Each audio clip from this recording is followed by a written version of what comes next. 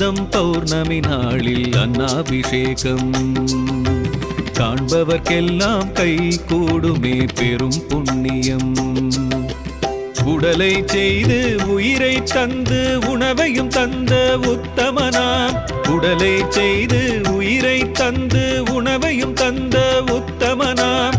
ஈசன் சர்வேசன் மகேசன் பரமேஸ்வரனுக்கு ஐப்பசி மாதம் பௌர்ணமி நாளில் அன்னாபிஷேகம் காண்பவர்க்கெல்லாம் கை கூடுமே பெரும் புண்ணியம்.